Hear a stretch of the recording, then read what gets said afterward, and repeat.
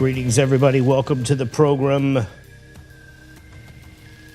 We're going to jump right into this one. We are just going to jump right in. No waiting. No holds barred. Let's just see what's going on over at the White House. You got it? Okay.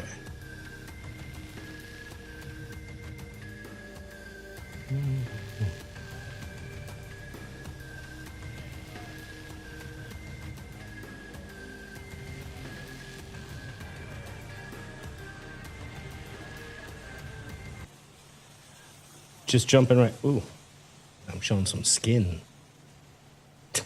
It costs extra. Greetings, everybody. Welcome. We got some breaking news here live from the White House. Shots have been fired. We are going to get over to the Garden Grove. Possible explosion happening over there.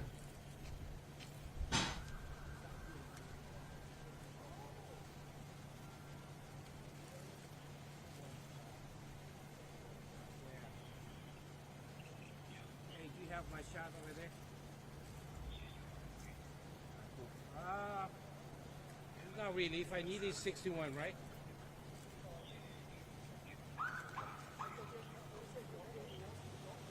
Yeah, okay. She gonna go live too.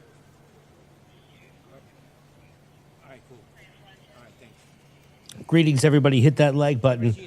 We are outside of the White House, Washington, D.C., with some breaking news. Some shots have been fired. Here, some of the reporters are getting it together. How's everybody doing today? I hope you're having a great Saturday. Let's just push this forward a little bit.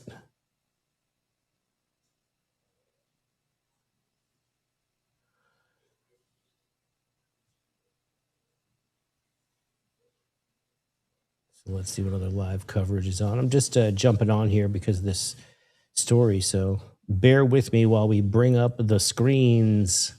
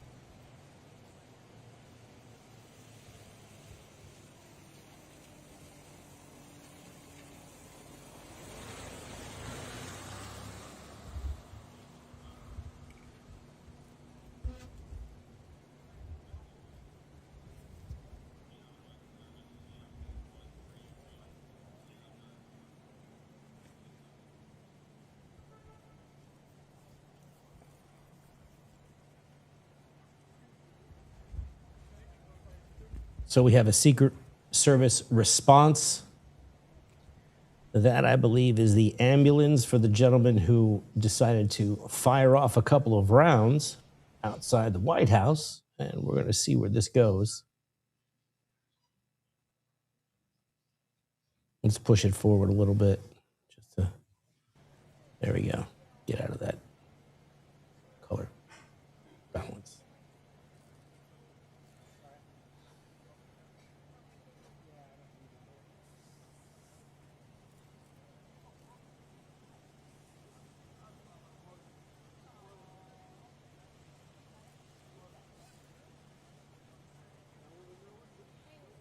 I'm going to bring in some of the footage from Garden Grove as well.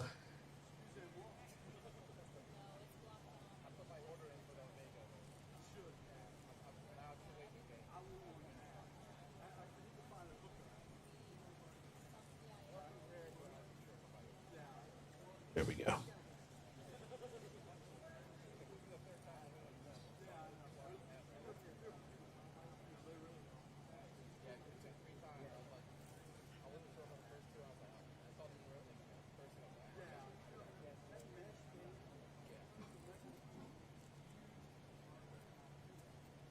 So both of these breaking stories, we're seeing the obviously the Secret Service response outside the White House, and apparently what is happening with this Garden Grove situation.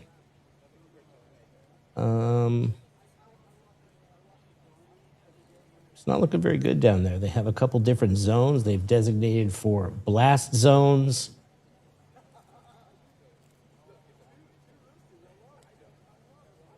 So let's see if this is the right tab.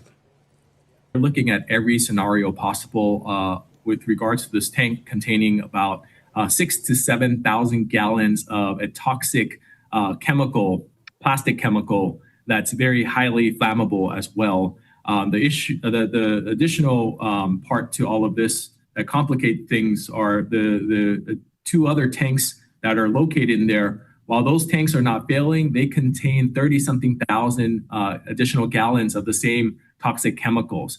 So we are watching everything.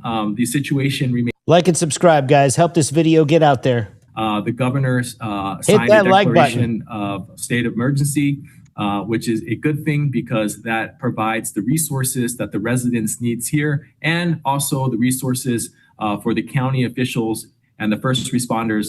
They will be able to get additional help at the state level. So on the top screen, we have the Garden Grove situation where the chemical tank, a lot of evacuations, at least 40,000 people. They have blast zones. They have all different kinds of things that we're going to get into during the next couple of hours. I've also got in the middle screen the, maybe we should put that at the top for now. There we go. Top screen is right outside of the White House where some shots have been fired.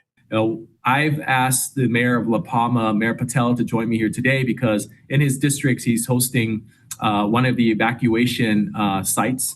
And very grateful to you, Mayor, for opening up the site out here in your city, and wanted to let you speak about the hardships that the residents are facing right now and some of the concerns. And as we open up the discussion for questions from all of you, we'll give you an opportunity to address either myself or the mayor. So, Mr. Mayor.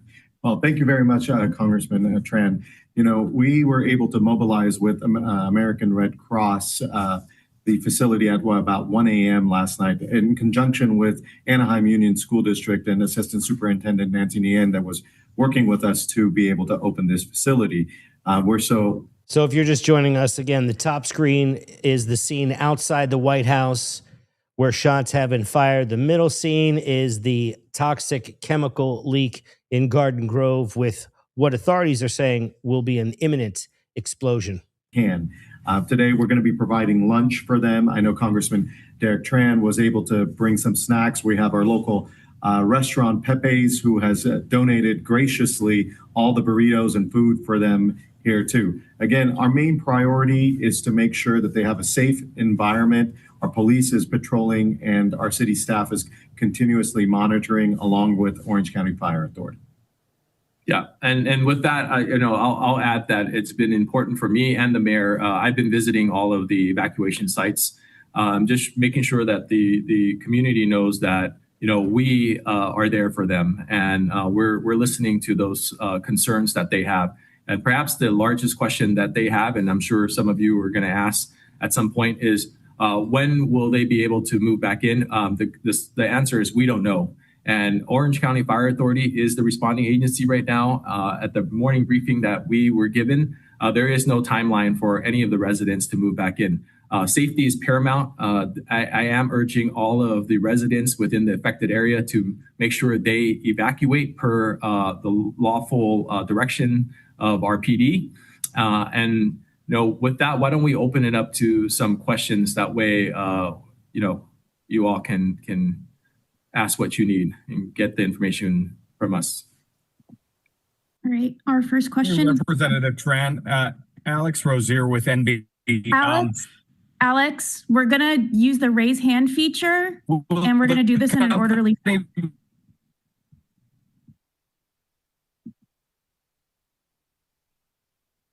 Hi there, Nick Garcia from Fox 11. I'm hearing from people who say that they may have been exposed and are experiencing symptoms. So, Congressman, have you heard that, or can you say and share anything about that? Nick, thanks for the question. I have not heard that. I urge anyone who's suffering from any type of symptoms to seek help, medical help right away. Either go through their primary or go to the hospital. And if they're feeling ill, they should definitely seek help. And you know what? The county also has a hotline number that we're going to put up, that you guys can get out there with your outlets, that these residents know that they can call and report that they're not feeling well. That way we can start tracking and monitoring all of this. All right, we're going to go to Sean Emery at OC Register next. Reminder, if you have a question, please use the raise hand feature. All right, Sean, please. Yeah. Sorry about that. Thank you very much. So obviously there's been a lot of potential outcomes that the fire crews have talked about that could come from this, and that they're trying to head off, up to including a crack and a leak or an explosion. Can you talk a little bit about what kind of contingency plans are being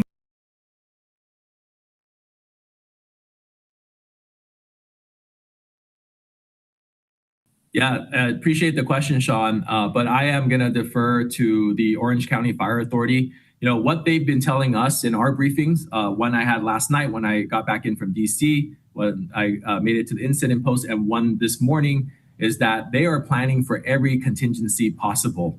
And that's what they're telling us. That's what they're telling all the electeds out there. I suspect with the fact that the governor has now declared a state of emergency, a lot more resources are going to be coming in from the state level that's going to help with this. But they are the better entity and agency to respond to your question. Thank you. We're going to go to Alex Rosier next.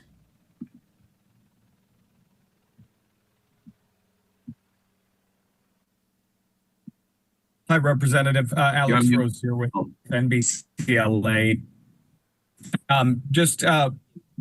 What are you doing to ensure, or I'll ask. Yeah, Alex, I think the primary priority for everyone right now is the health and safety of the residents and the first responders. I had a chance to speak to the president of their company yesterday. Right now, but I need the company to focus on making sure that they help with the response, that they help with any of the engineering questions that are related to the manufacturing and the installation and inspection of the tank. That's something that everyone's concerned about, and that's everyone's top priority. And I also let them know that the displacement of all these residents and the use of all of the resources locally is very expensive. So I expect that the company needs to step up and take ownership of this. And right now it's too early for anything other than working on the safety and priority of making sure that we knock out the tank exposure and mitigate that before we talk about anything else. But I am calling for a deep investigation of what happened. All right, we're going to go to Jill Rapogel next at NPR. Hi, Congressman Tran. Thanks for doing this. 2 questions, if I may. First, have you had conversations with FEMA about providing support? And second, if I've seen a few estimates of how many people did not evacuate, and I'm wondering if you know, and if there are still efforts to get people out who have not evacuated. Yeah, 100%, Jill. Let me answer your first question. Yes, I've been in contact, and my office has been in contact with FEMA. They are fully aware. Unfortunately, they cannot activate until there is a federal disaster and emergency declared, and the president signs off on it. So right now, they're on standby. They are fully aware of what's happening on site. I can also tell you that the EPA is on site, sending 2 of their observers out here with a team that's kind of monitoring, tracking as well. So from a federal standpoint, we have some resources out here, and that's a good thing because we're being proactive about this instead of reactive. And then from the second part of your question deals with, can you remind me, Jill? Yeah, sorry. Whether you're aware if there are still people in evacuation. As of last night, I was told by PD, Garden Grove PD, who's been the main point of contact and agency leading the evacuation, that about 15% of the residents are refusing to evacuate. So we're doing everything we can to make sure that everyone in the community understands that this is not a drill. This is very serious. People need to take their life and safety seriously and evacuate per the lawful evacuation order. I'm asking the universities like Cal State Fullerton to blast out on email to their students if they have family in the area to get them out. And I know all of the electeds and local agencies as well. We're continuing to push out messaging. Recording stopped. To make sure that everyone gets out of that area. All right, we have time for one more question. If anyone else has a question, otherwise we'll wrap up. All right, seeing none, thank you all. Oh, Demia? Hi. Yeah, hi. I'm Demiana with the Daily Titan over at Cal State Fullerton. Thank you guys. I was wondering, there's a lot of information about evacuation sites and reunification centers like on the socials of OCFA, but in your communications with them, would you know when or how long in advance we would know about a potential explosion or leak? I'm sorry, like yeah, within your conversations with the fire authorities, how do you know how far in advance we would know about any like updates to the situation? I think it's the updates that we're getting from we all, the public, including the electeds. It's through Orange County Fire Authority. They have a very robust social media presence, and they've been updating on the regular there. So I urge all of the community members and media to continue to monitor their social site. I think it's TikTok or Facebook or something like that they're using. Instagram and Facebook. Yeah, and my team's been screenshotting for me each time a post happens. So outside of that, I think it's really letting the fire authority do their job and let them have that space to be able to mitigate what they need to do. Thank you. Thank you. Thank you, everyone, so much.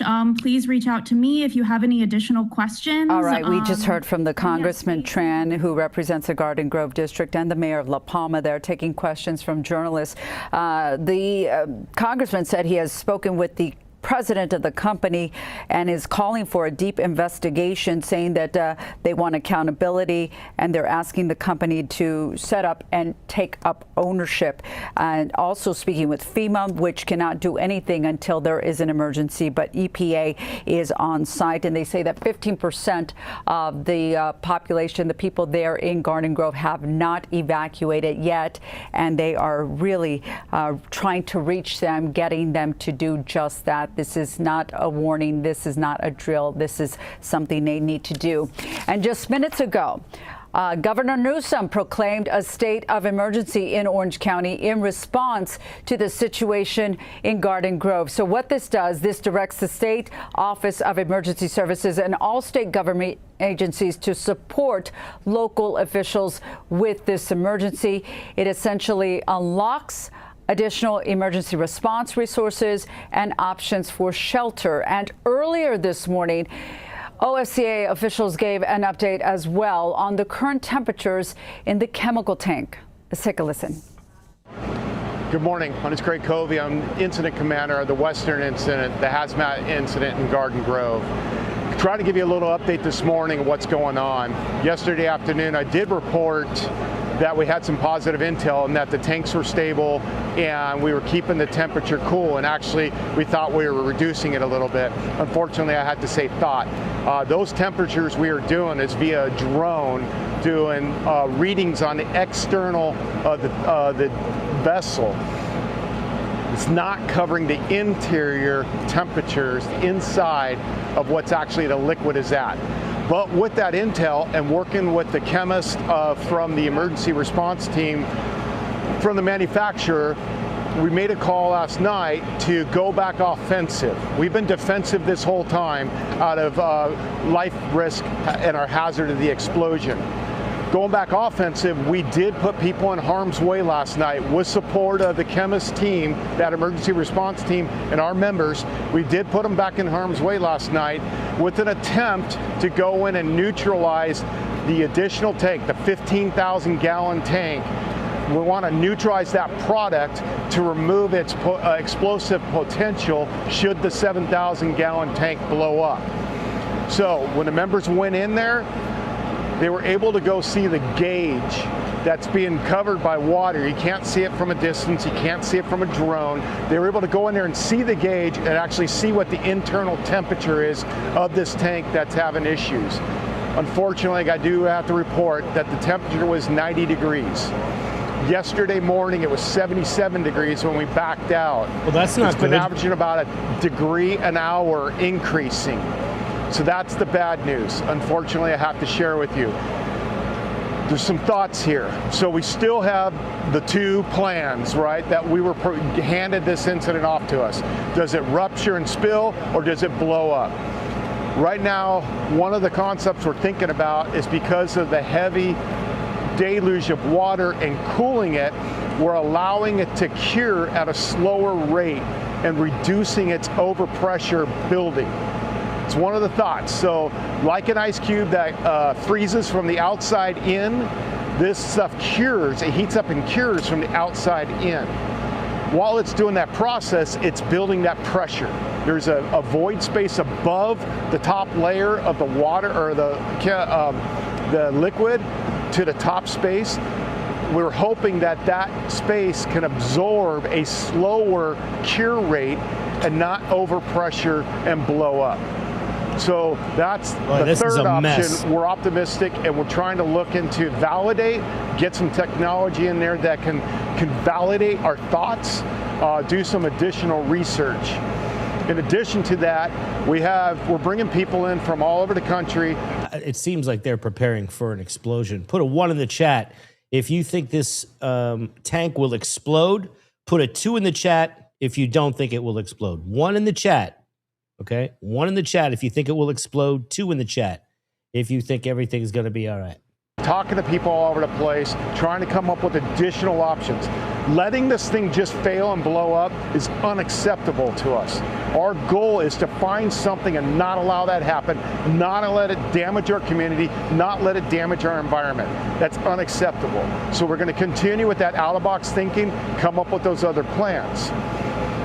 Concurrently, we're working on how do we respond to this thing should it fail. So we have very aggressive plans being developed for contingency for fire emergency, for medical emergencies, which should be limited because thankfully you have followed our direction and removed the life safety hazard of this by evacuating. The only life safety hazard now is our firefighters and our police officers and that chemistry team going down range. That eliminates a big part of this problem. And the last thing we're doing is we're preparing for the tank to fail and spill the liquid all over the place. We're going to try to establish some diking and damming and divert it to a spot that could be a holding area. There's a trailer offloading spot, if you're familiar with that, at commercial buildings. It kind of goes downgrade. We're looking for places that we can push this fluid should it fail and try to prevent it from getting into our storm drains, our river channels, and ultimately into the ocean, doing an environmental disaster. Yes. So that's today's update. I hope this helps you. I know you're out of your houses. I know there's a lot of anxiety over this. I just need you to understand, we are not giving up. We are not accepting the fact that we just let this thing fail. We're going to try to find a solution. We're working 24 hours a day to do it. We had members downrange last night at 4 in the morning. We're going to do everything we can to mitigate this. Thank you. Protect your residences, protect our environment, and get you back home. All right, so there's the report there. We are waiting right now on this live report from the White House. Let me get that back up on the screen. And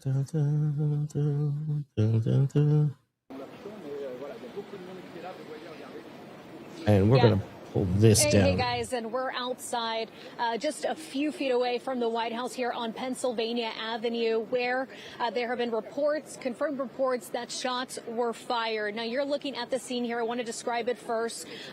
We're not only seeing Secret Service, but also MPD is also out here coordinating with Secret Service.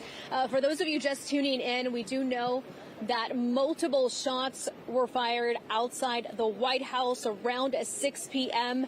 We know that several journalists at the White House on Saturday have reported that the press pool has been put on lockdown inside the building. The White House, again, also has been placed on lockdown, according to these reports. And that is the latest from the incident commander there with the Orange County Fire Authority. We are here working around the clock for you as well. That shooter, as I mentioned, fired 3 times towards the White House. The person was then shot by Secret Service. Fox News also reporting a civilian was hit by gunfire. The suspect, as we know, never got inside the perimeter. We do know that the president was in the White House at that time. We're also looking on social media. FBI. Aren't there snipers on the roof? Also reporting that shots were fired here. No immediate injuries at the moment. We're not getting we're getting very limited information at this time, and this is really as far as we can go. They've sort of set up a like and subscribe, guys. Hit that like button. Members of the media here. This is live from Washington, D.C. We also have live from Garden Grove in the top screen. Just between 17th, 18th, and we are monitoring both of these situations for you. With a very large law enforcement presence as they continue to investigate this. This obviously comes just weeks after the White House Correspondents' Dinner, where there was another incident just outside the Hilton Hotel, where a gunman also tried to get as close into the dinner and shoot towards allegedly the president. And so right now, obviously, now we're getting these reports of gunshots outside the White House. A lot of people around here walking around trying to also understand what happened, get more information. And believe me, we are on the same page as many of you, still trying to confirm exactly what happened. But I just want to reiterate, so we're here on Pennsylvania Avenue and 18th Street. The streets here are blocked off. Secret Service is trying to detour traffic into other directions, trying to let people know that this area is blocked off. We're seeing an immense presence of law enforcement, not only from DC police, but also Secret Service. We're also noticing FBI is coordinating with MPD, Secret Service. But as we know, just from a little bit, this all started around 6 p.m. Gunshots were reported near the White House today. Journalists were part of the press pool at the White House. They have reported that they've been put on lockdown. There were people who were getting ready to go live on their shows when they started to hear multiple gunshots. So definitely just a really concerning and a scary feeling, not only for the people, tourists who also walk around here close to the perimeter, outside perimeter of the White House. Again, from what we know, just from what Fox News has reported, an individual fired gunshots at least 3 times outside the White House. The person never got inside the perimeter. We also know that that person was shot by Secret Service. Fox News also reporting a civilian was hit by gunfire. And again, we are still trying to check on social media to see any updates from the FBI, who is obviously helping in this case to investigate what happened. But just again, this is Memorial Day weekend. Many people are out and about, even with the rain. They're trying to explore D.C. This is an area where we see a lot of tourists, so we really don't know the amount of people who were near where those gunshots were fired, but we do know that there were multiple gunshots fired just outside of the White House. As soon as we get more information, if we're able to talk to any law enforcement, any official out here, we'll be sure to share with you the latest information. But as of right now, this is really what the scene looks like on Pennsylvania Avenue. Sydney, I'm going to send it back to you.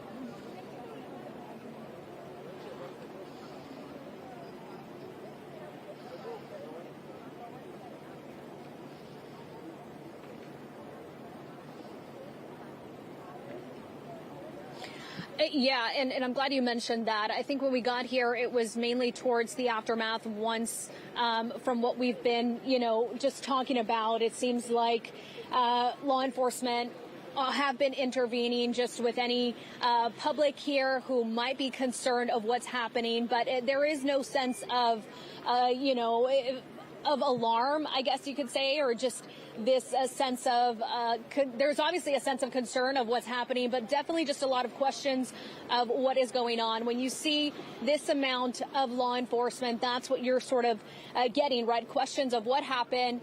Is the situation under control? And I can tell you just from law enforcement being here, this is a good sign that we have Secret Service here on standby. We have DC police as well and FBI. So that I can tell you, although we're getting very limited information of what exactly unfolded as far as those gunshots and that shooter who fired multiple gunshots, but just getting really reaction from people in this area. It's more of what happened, what's going on. Just to get you just a little bit more on what we're seeing out here. Again, law enforcement in this area, Pennsylvania Avenue, as well as 18th Street and 17th Street, they seem to be blocked off. That's probably going to be the case for the next couple of hours. But as I was mentioning, Sydney, I mean, this is an area where people walk through a lot. No matter what the weather looks like, you're always going to see people who want to pass by the White House, tourists, especially on this, busy weekend. This is a holiday weekend, Memorial Day weekend. So I don't know. We still don't know who were the people there at that time when gunshots were heard in the area. But I can tell you if there were people nearby, there was definitely a concern and an alarm and just a scary scene. And just to hear that for anybody, it is very scary. So we still have no indication yet of who was there other than from what Fox News has reported. And if you're just tuning in, this is Pennsylvania Avenue and 18th Street. This is what it looks like with law enforcement. We have Secret Service, DC Police. We also know that Fox News reporting an individual fired shots at least 3 times outside the White House. We know that the president was So inside. it sounds like a civilian was hit. And we also know that that person was as then well shot as by the Secret suspect. Service, What's but, going on, Meg? Still trying to get more details on this case. Sydney?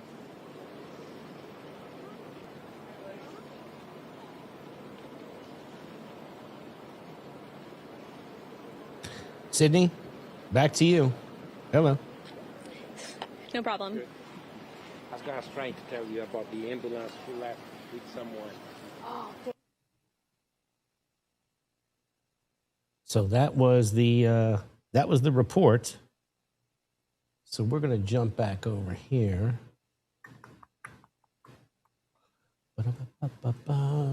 Bear with me here, ladies and gentlemen. Make sure I get this back on the right screen.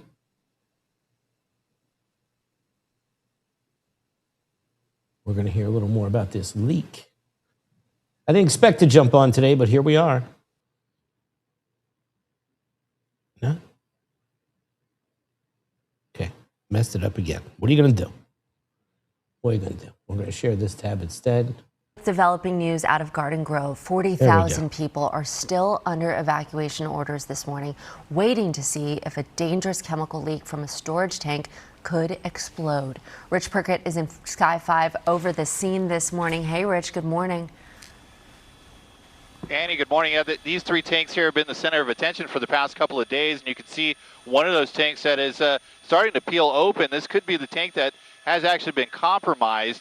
Now, that doesn't one thing look that's good. been working for firefighters is the cooling conditions overnight, and then of course you have the sprinkler systems that have been working overtime, and all the unmanned drones that have been keeping an eye with the thermal sensors that give updates as to what. Hey guys, make sure you help me out and hit that like button and subscribe to the channel. Thanks so much for being here. The temperature could be within these tanks. So it's still a waiting game here in Garden Grove. It's a GKN Aerospace where they are worried about the chemicals that are inside at least one of those tanks. We'll widen out here and we'll show you the perimeter around this facility. Now there's a large evacuation. Some tens of thousands of people evacuated here in neighboring cities, Garden Grove, Cypress, Stanton, Anaheim. It's a very wide area. You have Ball Road to the north. Someone just mentioned they are from Anaheim. Please be safe. Someone in the chat mentioned they're from Anaheim. Be safe down there. Everybody down there, be safe. And, evacuate if you have to. To the west, Dale Street to the east, and Trask to the south. The 22 freeway you can see there in the frame remains open. However, some of those on and off ramps will, be closed to keep people out of the evacuation area. And of course, we'll keep you updated throughout the day. But for more on this situation, we're going to toss it over to Omar Lewis. Good morning. Good morning, Rich. Another update from Orange County fire officials. They tell us right now still no timetable for when those families can return back home. They tell us as far as the situation at that temperatures stabilized overnight. There is no current leak at this hour. However, as you mentioned, Rich, it's still a waiting game this morning. The question isn't if the tank will fail. It's a question of when that will happen. There are still concerns of a leak or even a possible explosion. Want to take you to the video, tell you how this all began on Thursday here.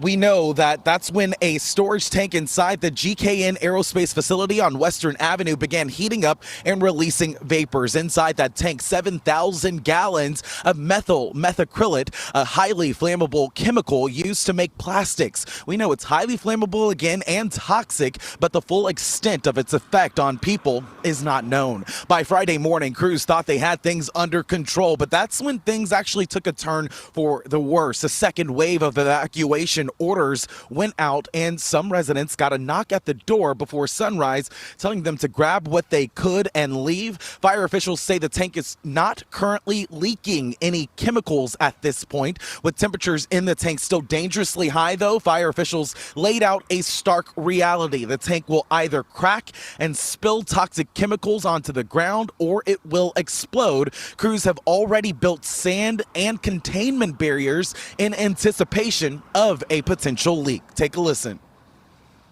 The valves are broken, they're gummed up with the agent, and we're unable to offload the material through the systems that it has. That was what we were handed, a leaking tank or a tank that blows up.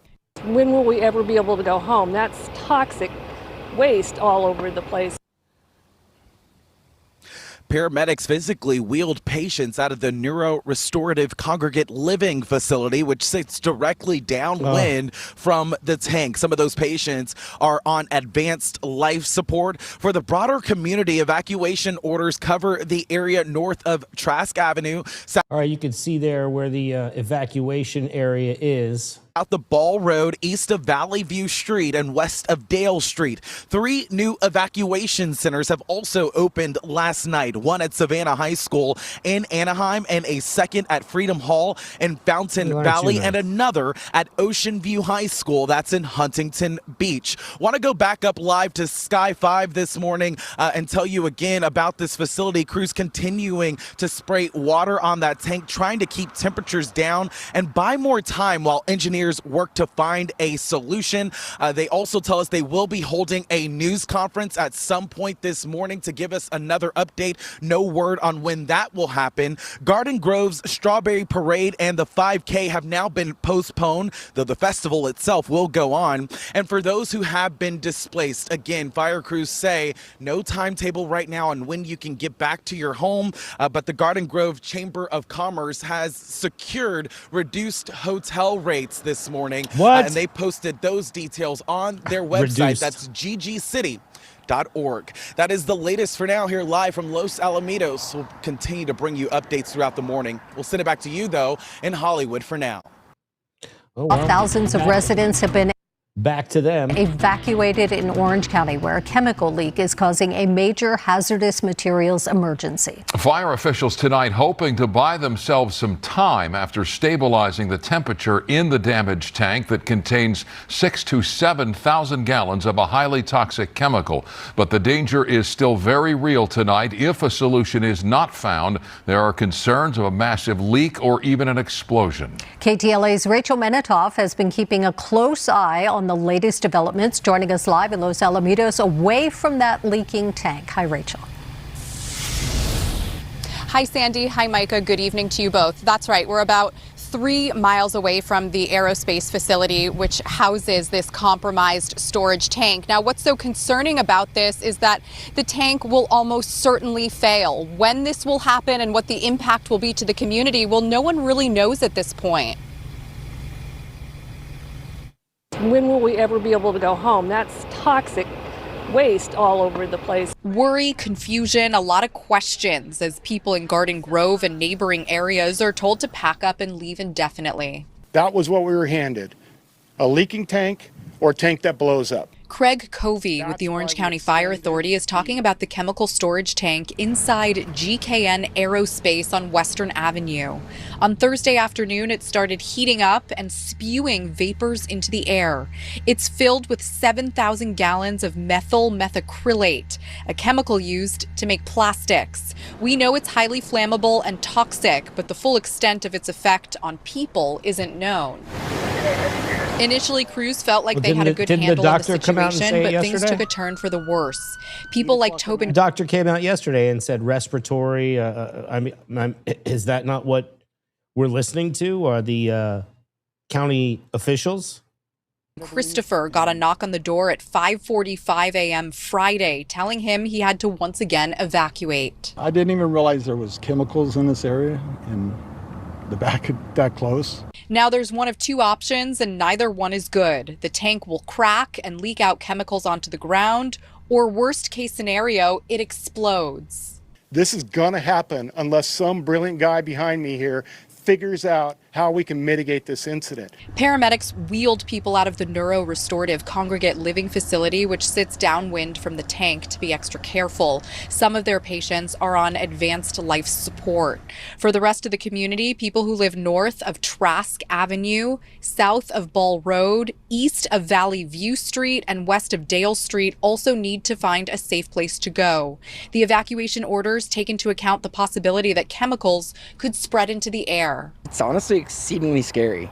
Jake Carey took his wife, daughters, and dog and headed to safer ground, not knowing when he'll be able to go home. Something like this shouldn't be happening in residential areas. And there are 2 new evac centers to tell you about tonight. The first one is at Savannah High School in Anaheim. The second one is at Freedom Hall in Fountain Valley. Now, the challenge here is there is not a precedent for this kind of hazmat emergency. It has never happened before, and so crews are simply taking it hour by hour. That's the very latest from Los Alamitos. I'm Rachel Menitoff. I'll send it back to you in the studio. Thank you, Rachel. From the ground to the air, live to Gil Levis over that Garden Grove hazmat threat in Sky 5. Gil.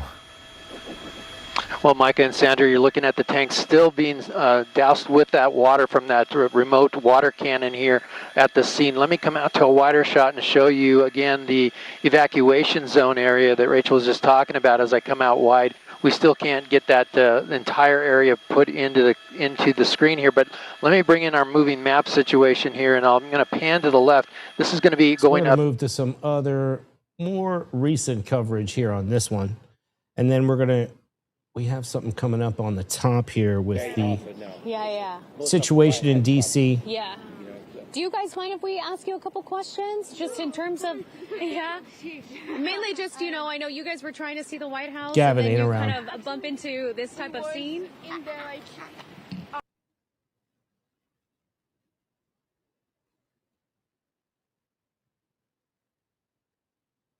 And we saw tons of cars, of police cars just running, and also a couple of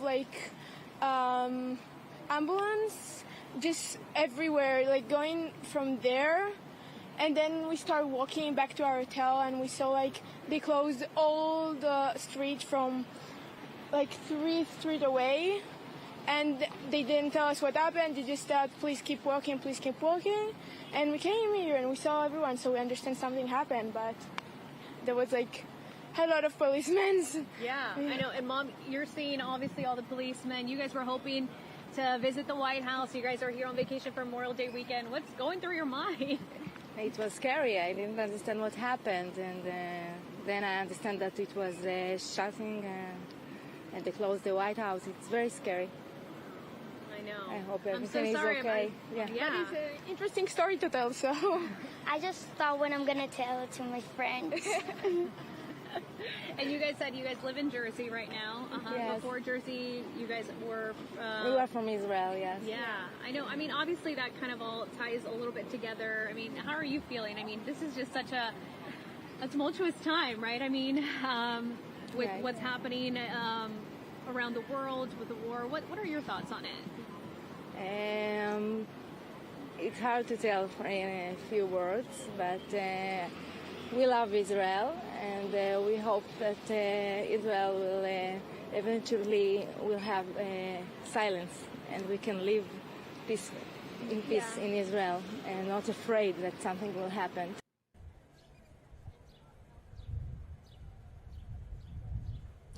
And all this footage is coming in over the past hour here. Yeah, I saw that, yeah. I'm going to go back to this live shot.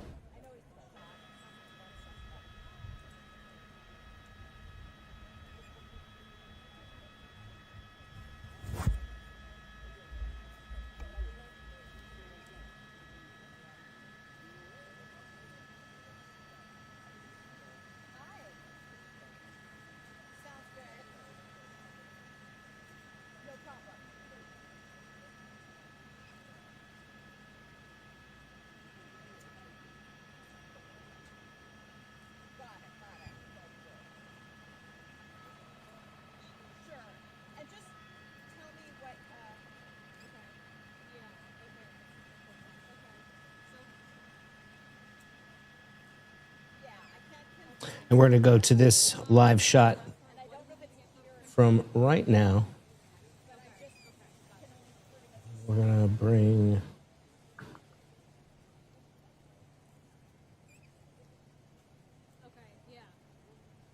this one in.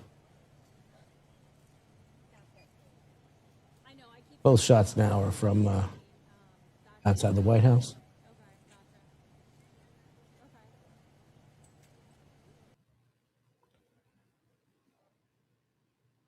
Breaking news in Orange County. Thousands of people evacuated from their homes. Officials say it's certain a toxic chemical tank will either spill or explode.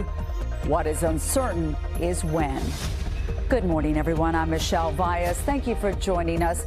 Officials say if you're in an evacuation zone, now is the time to leave if you haven't already. A chemical leak coming from a large storage tank at a Garden Grove aerospace facility will fail. The question is when. NBC4's Annette Ariola live in Huntington Beach this morning, a fourth evacuation center that opened up overnight because, Annette, others have already filled up. What's the situation like this morning?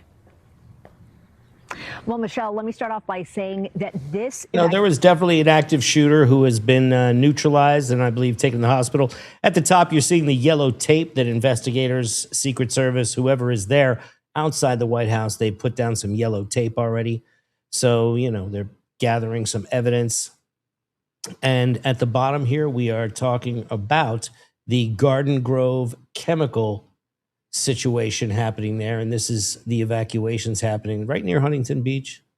Evacuation center here at Ocean View High School opened their doors at just after 1:30 this morning. So that really brings things into perspective. More people are heeding the warning, leaving their home. However, they're still scrambling to find a place to stay. These centers are filling up quickly. I can tell you that this one still has plenty of room for folks who are still on the fence right there on whether to leave or not. You can certainly come to this one here. But again, we want to go ahead and show you on your screen the area that is being impacted right now. now. This is the evacuation zone stretching from south of the 22 freeway all the way up to Ball Road and from Valley View to Dale Street. Now, officials again are urging those who live in that zone to head out. It is estimated that about 15% of residents impacted by the hazmat situation are still in their homes, opting to bypass evacuation orders.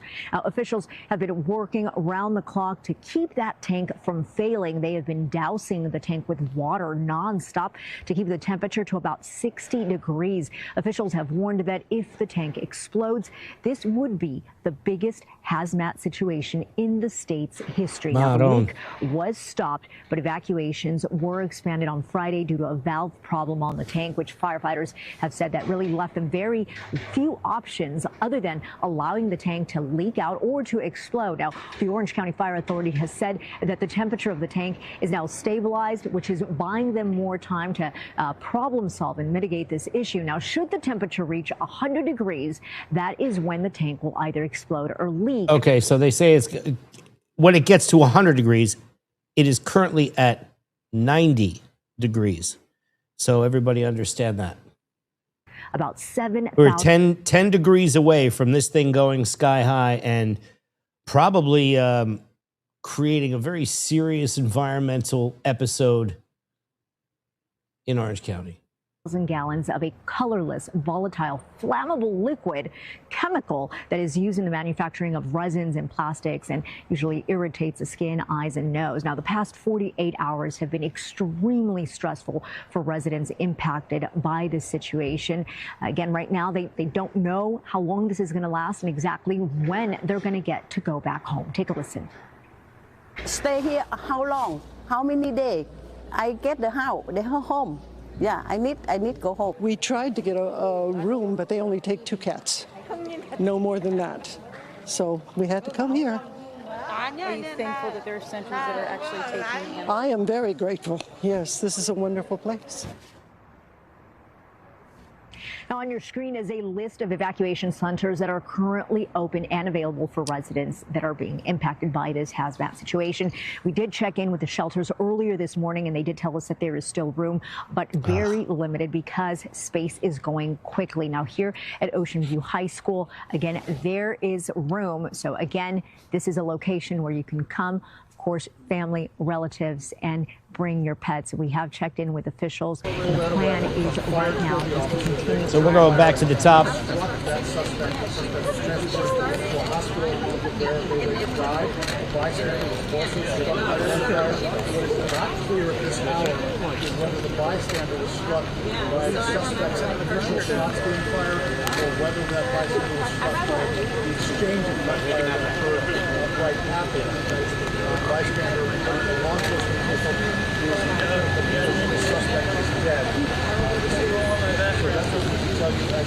Also, we have a relay from our colleagues who were inside the White House complex at the time.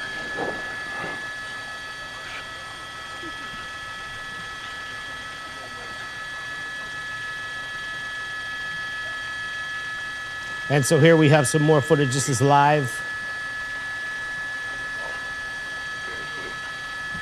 outside the White House. Welcome, everybody. Hit that like button.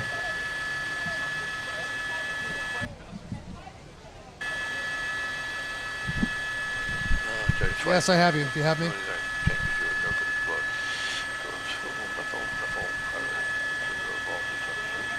We got an update here coming.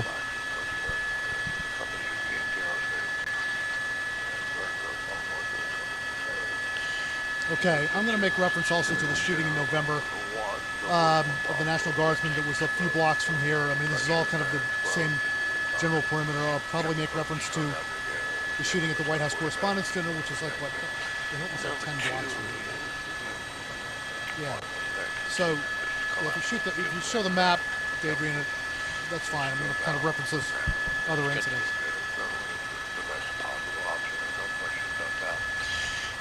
I mean, you don't have to, but it's just, I'll make reference to it. Just recent shootings, high profile, kind of all in the same general area.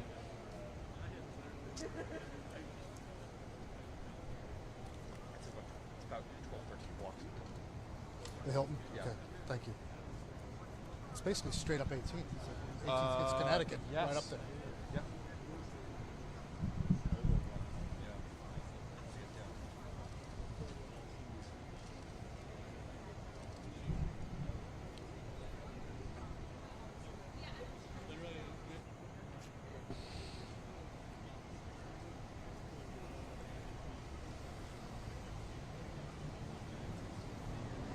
And remember, the chemical tank was reportedly at 90 degrees earlier today. They say that at 100 degrees, it's going to go boom. So hopefully that doesn't happen.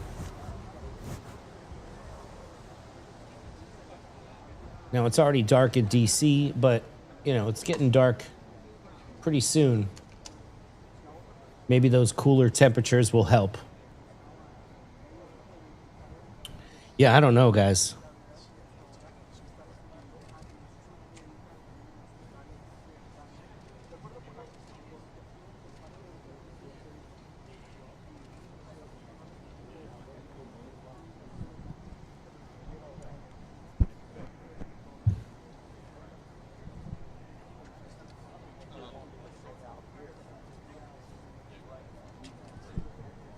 That's bright. That's fine. You just got to get used to it. So again, step to my right. Let you.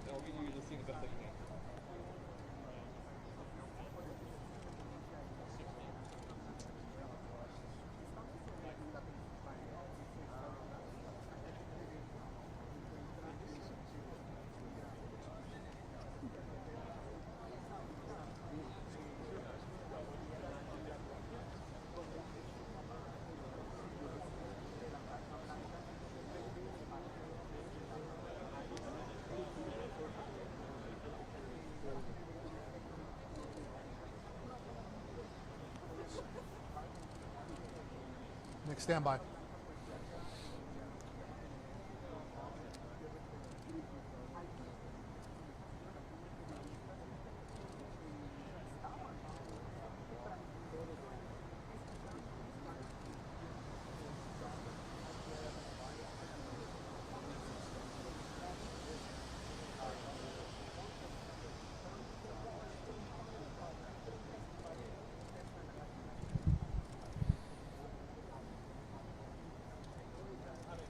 Well, Jessica, the scene's still pretty tense here near the White House. We're about a block away from where the shooting occurred. I'm going to step aside and let our photojournalist, Nick Leinbach, take you much closer to where the shooting occurred. As I step aside here, Nick's going to zoom down.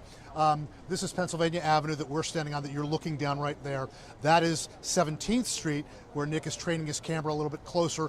That's pretty much the spot where this happened. We don't know whether this shooting occurred on the south side of Pennsylvania Avenue or possibly on the north side, but basically you're looking at the spot, the general area there where the shooting occurred, and there's still some material on the ground that is related to the shooting. We believe some medical equipment on the ground there. We detected what we thought were possibly some surgical gloves on the ground, and either bandages or clothing that appeared to have blood on them there on the ground. None of that has been moved in the past hour, and you can still see there is a heavy law enforcement presence here. The streets around the White House still closed down. You know, the security, it's always a little bit tense around this area because of the security posture around the White House. It's just kind of naturally that way all the time. But when you think about everything that's happened here in the last 5 or 6 months, you know, you can pretty much get the picture that law enforcement here is kind of maybe a little bit more on edge than they would be normally. You had the shooting of the 2 National Guardsmen, which was only about 2 blocks from this area. That was on November 26th. One of those guardsmen was killed in that shooting. Then you had the shooting at the White House Correspondents' Dinner less than a month ago on April 25th. That shooting took place only about 12 or 13 blocks away from here. And then you have this shooting taking place this evening. So just kind of a rash of kind of high-profile incidents of shootings, you know, near the White House complex, near this general area of downtown, near the White House. So that just kind of has folks here on edge. We can report to you, of course, you know, what our sources have been telling us, that according to law enforcement officials and a U.S. Secret Service spokesperson, it won't be that bad. 6 o'clock this evening, A suspect approached Secret Service officers, pulled out a weapon, fired toward the officers. They returned fire and struck that suspect. That suspect was transported to a hospital Disneyland ain't where gonna they close. later died. A bystander was also struck by They're gonna keep it gunfire. pushing. What is not clear at this hour is whether the bystander was struck by the suspect's initial shots being fired or whether that bystander was struck by the exchange of gunfire that occurred right after that. That bystander, according to a law enforcement official, is in critical condition. The suspect is dead this evening. So that's what we can tell you. All right, so the suspect we can is also deceased. Relay from our From the colleagues, reports we're getting who here. were Welcome, everybody. inside the White House complex at the time. It was a scene Hit of that real like chaos button. there. Some reporters who were at what they call Pebble Beach. That was the area outside of the White House, inside the complex, but outside the White House itself, where reporters usually do their live shots. There were some reporters there, and they had to really scramble for cover. CNN counted a couple of dozen reporters who were inside the briefing room taking shelter there. We were told that reporters and other journalists there were on lockdown for about 40 minutes. And that multiple reporters there did hear just multiple gunshots, which really were very disturbing to them at that moment. So a scene of real chaos, inside the White House complex, as reporters were very close to where this happened, and of course outside. And I can tell you that, from being inside that complex and outside in that corner of 17th and Pennsylvania just behind Who knows? me, it's really not very far from where the reporters do their live shots to that area on 17th Street and Pennsylvania Avenue Northwest where the shooting occurred. So it's at 17th Street and I'm not gonna guess the Pennsylvania number of Avenue yards, but Northwest. Their it's volume isn't probably great. less than, I say, This 150 reporter, yards but- away from it. So very close there, where the reporters do their live shots from where the shooting took place, Jessica. So that just kind of added to the chaos down here.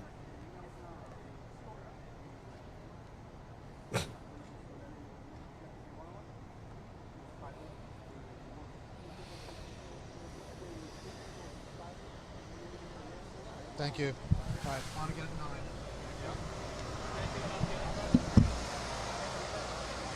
And we've got a live shot up top of the chemical leak in Garden Grove.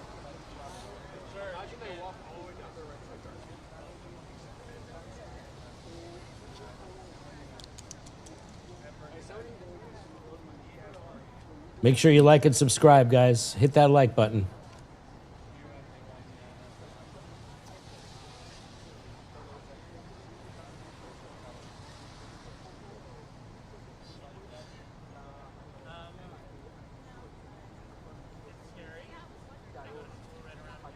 Evacuation orders still in place.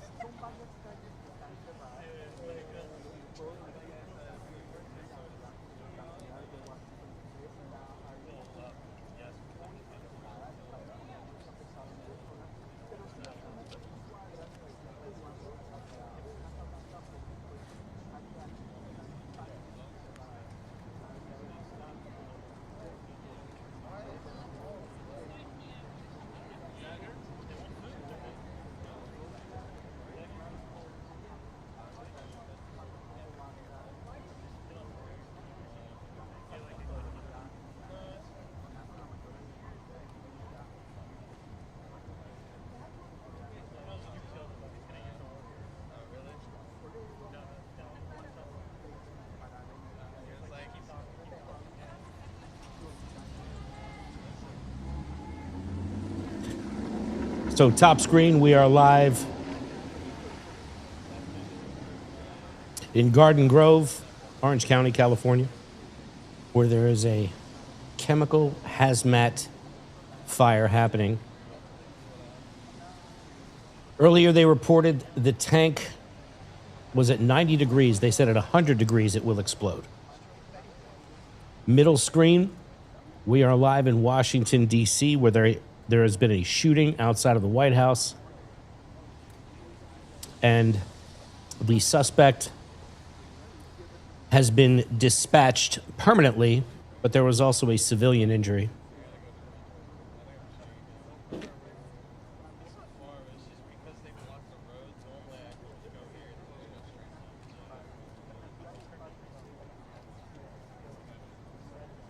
And we are monitoring these situations closely.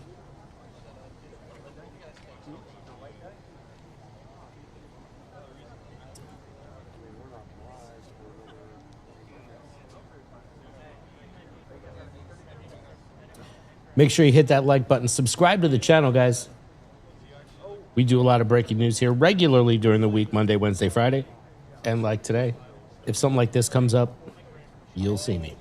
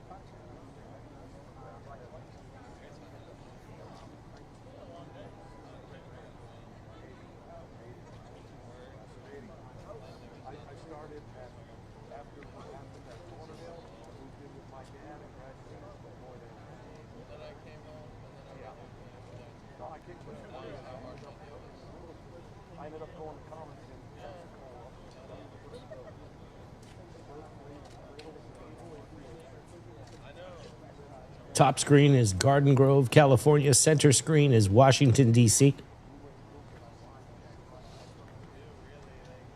In D.C., there's been a shooting outside of the White House. And up top, we're looking at the chemical fire in Garden Grove, which, from what the firemen are saying, once it gets to 100 degrees, now the interior temperature is 90 degrees. Once it gets to 100, that's it.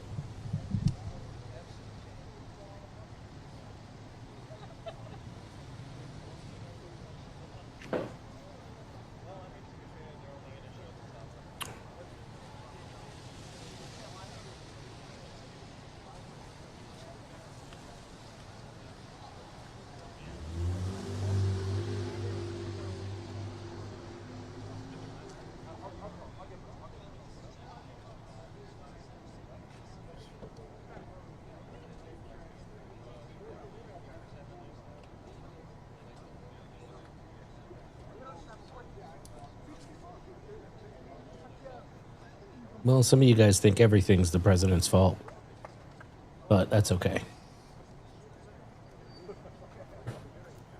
They didn't give me any ketchup at the drive-thru.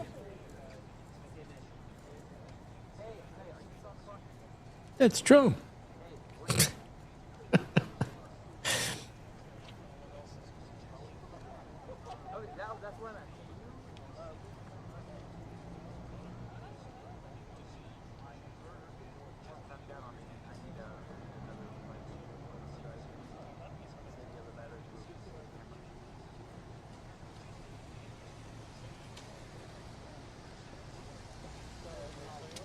Can you read the words on the screen? Can do? Or can you not do reading? No? Okay. So we got shots fired, and at top, evacuation order still in place amid chemical leak.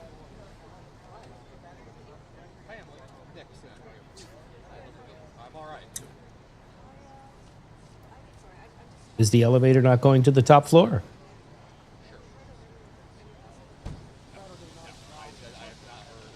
Okay.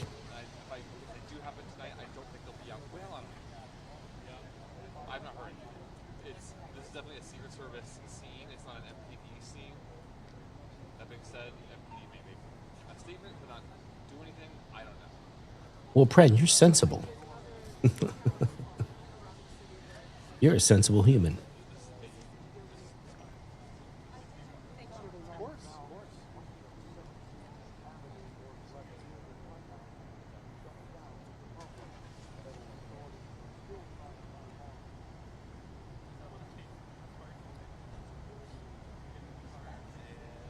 Well, in the scroll on the bottom, it says Garden Grove. I usually give pretty much every bit of information in the title, description, and these little cards that I pop up here. So that is Garden Grove, California on the top screen, Washington, D.C. on the center screen.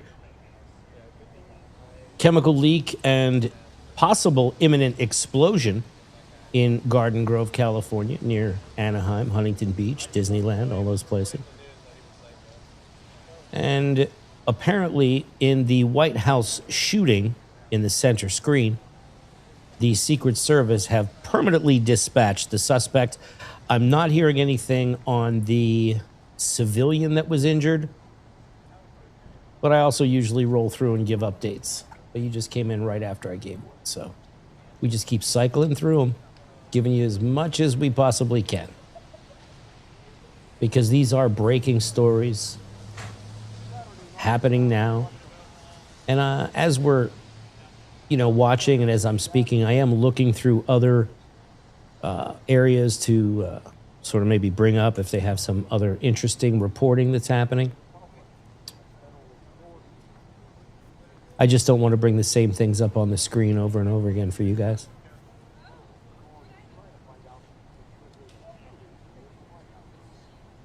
Yeah, I mean, we're in a breaking situation, so I don't know any more than you guys do right now with what we're watching.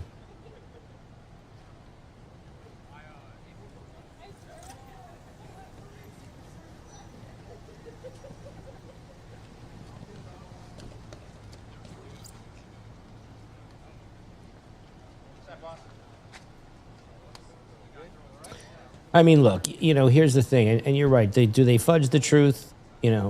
Look, there's public interest, and you don't want to scare people too much, but, this looks like a very serious situation for Garden Grove. Over 40,000 people have been evacuated so far. I can't imagine having to evacuate from this. It must be horrible.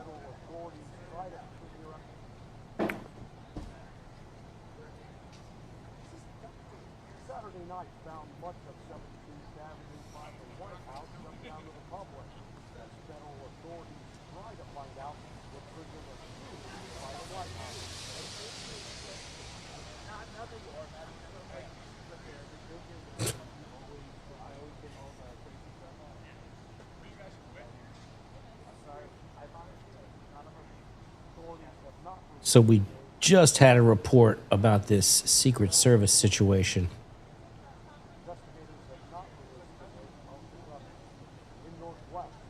Let's see. Check some other things here.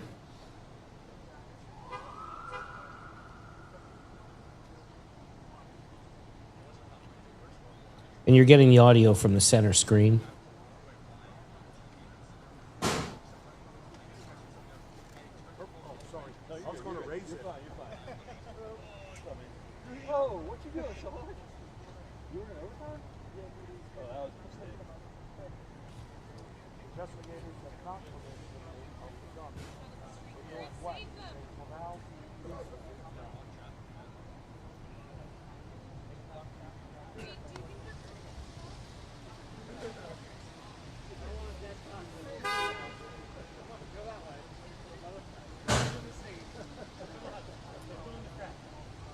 go. What the hell? We're going to do this one. Chad program. He's joining us again by phone with some new information. Chad, what do you have for us? Well, what we've been told is that there are two persons, who were apparently, harmed in this shooting. We don't know if that was just the civilian and the alleged gunman here, but somebody was transported to the hospital here.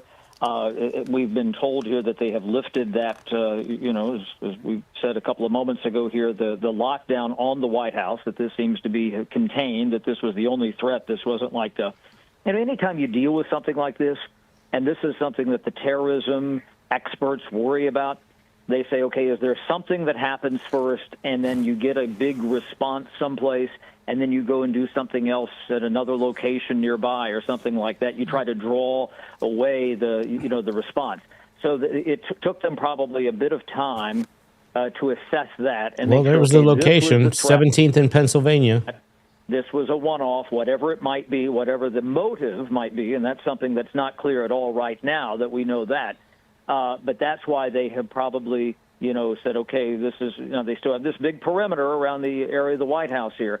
But they are indicating that, they thought that this was the only threat. This wasn't a wave of something going on or a coordinated attack with multiple, gunmen or potential perpetrators here. We're told that the FBI director, Kash Patel, has been coming to the scene here. And again, I want to reiterate that just how fortified this area around the White House is. It's just not the White House grounds. Some years ago, back in the mid-1990s, after the Oklahoma City bombing, they closed off, the street in front of the White House. There was a lot of question about whether or not they should, keep that open or not. It's now a plaza. President Clinton was preparing to reopen it, and then 9/11, or President Clinton had talked about that, and George W. Bush, the president, was preparing to reopen that some years later. They periodically close that off completely here. But we're, looking a couple of blocks up the street from where this all is here. But again, what we know is that there were at least 3 shots fired by this perpetrator in the general direction of the White House here. We don't know motive. We don't know if this was somebody who, and this is why I cite the case in 1994, the person who came up and shot at the White House. We don't know what they were, there to do, whether or not this is, another unfortunate attempt to kill the President of the United States, what we had at the White House dinner, what we had at Mar-a-Lago, what we had in Butler, Pennsylvania. But, unfortunately, you have these types of attacks directed at the perimeter. And I'm going to point out something that's very important. And this is something that, I've covered from my experience at the Capitol, and this is applauded to the Secret Service and the security, apparatus around there. They always say, keep the fight outside. And that's exactly what they were able to do. Yes, it's a tragedy that we appear that a civilian or a bystander or somebody walking down the street may have been struck, but the idea that they did not get inside the perimeter. Remember, we had back during the Obama presidency, a lot of fence jumpers. That happened 2 or 3 times. And yeah, that doesn't happen, we remember the or at fence least jumpers. Happen in recent years. They kept the fight outside, and whatever the threat may have been, whatever the motive may have been, it did not penetrate the White House compound. Hey, Chad, I've just been reading some of the posts online from House Republicans, for example, saying, thank God President Trump is safe. Endless gratitude to the Secret Service for their immediate heroic response. Political violence has to stop. And I make mention of that because you're not sure when a circumstance like this happens. Is it overtly political? As you pointed out, we've seen this happen over the many years, and yet it is inescapable that there appears to be a politically violent culture that has been sweeping our nation, unfortunately, certainly for the past 10 years, unlike anything I've seen since the 1960s.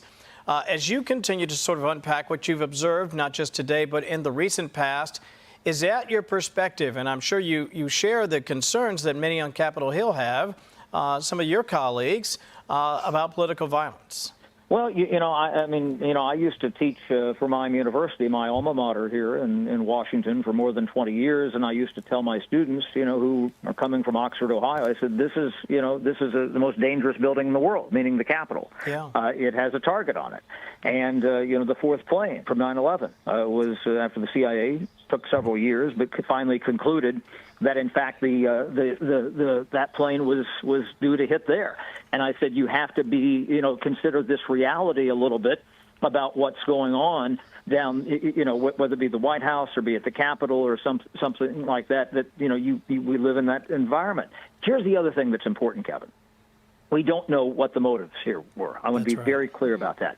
But we do have this culture of political violence. I covered the baseball practice shooting of Steve Scalise. I covered, January 6th. I covered, 2 officers being killed at the Capitol in 1998, 9/11. All of these types of things. Paul Pelosi, Nancy Pelosi's husband, was attacked in their home. We've had this happen over and over and over. We've had other political figures. There were threats against Marjorie Taylor Greene, people sending pizzas to people's homes saying, aha, we know where you live, pizzas that they didn't order, just to kind of freak them out.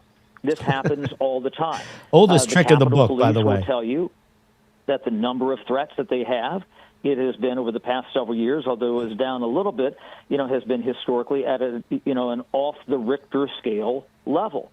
And, I spent a lot of time in Scotland and been to Northern Ireland, and you look at the history of political violence there. Here was a major westernized democracy, the United Kingdom, and for about 40 years or so, they had political violence, bombings and shootings and assassinations. Yeah. The Troubles, absolutely. It was remarkable until it was worked out in the late 1990s. And I think in the United States, sometimes we are a little inured to the fact that this happens. But again, the fact that there have been so many attempts to kill the President of the United States. There was the baseball practice shooting. There was, all these, just wrap this all together. We have a political violence problem in this country. Again, to be clear, we don't know what this was all about today. Certainly, Chad, and we thank you for your excellent reporting, keeping everyone informed on the latest. Wow. All right, let's go here. All right, you're watching Live Now. I'm Austin Westfall. Let's get to the breaking news. We've been following developments after the White House was temporarily on lockdown after a shooting happened nearby. Fox News' chief congressional correspondent Chad Pergram has been sending out updates. Here's his latest. He says the U.S. Secret Service says shortly after 6 p.m. on Saturday, an individual approached a Secret Service checkpoint in the area of 17th Street and Pennsylvania Avenue Northwest. A preliminary investigation indicates that as the individual approached, he removed a weapon from his bag and began firing at posted officers. Jeez. Secret Service police officers returned fire, striking the suspect, who was transported to an area hospital where he later died. During the shooting, a bystander was also struck by gunfire. It remains unclear whether the bystander was struck by the suspect's initial gunfire or during the subsequent exchange of gunfire. No injuries were sustained by Secret Service personnel. The president was at the White House during the incident, but was not impacted. The incident remains under investigation, the Secret Service says. So, Chad Pergram with that statement from the U.S. Secret Service. Let's get to this live image of the scene. Let's pull up the audio on this for a moment.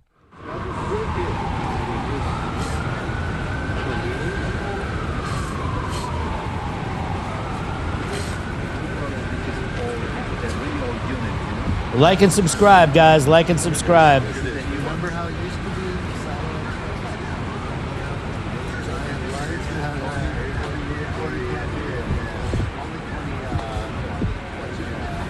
And if you are watching from a mobile device, you just have to double tap that screen to like the channel. That's like a luxury.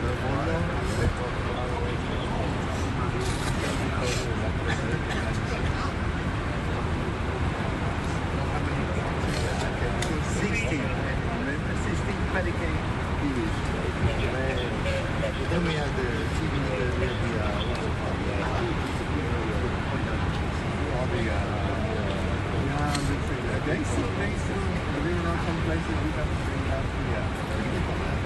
what is the name of the supplement?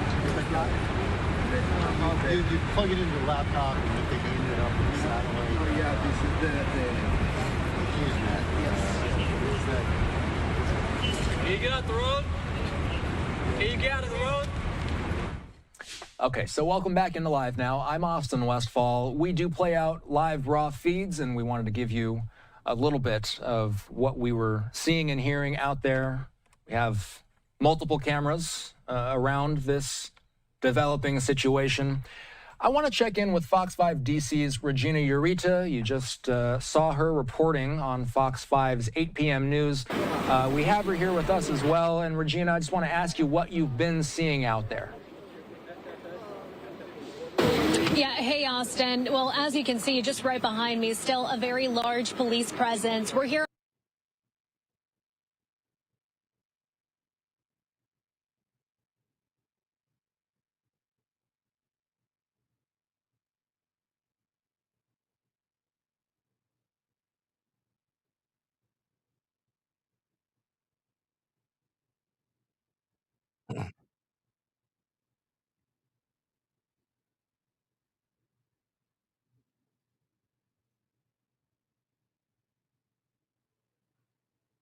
Wow.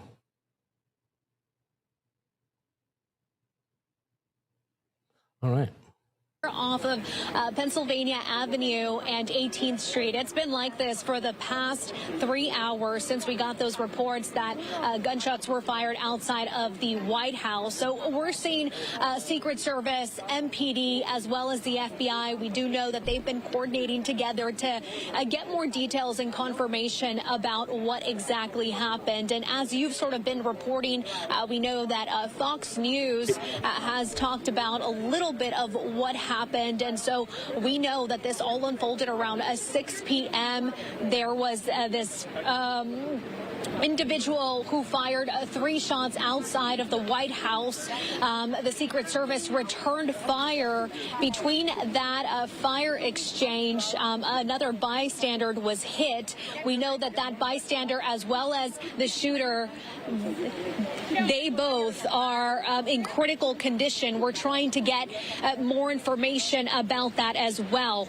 We also are currently monitoring social media. We do know that the FBI has been posting that they'll be trying to update the public as soon as they can. But I do want to mention we're just a few blocks away from the White House outside perimeter line. We know that that shooter did not make it into that perimeter line. He did not go inside. It was right outside of the White House.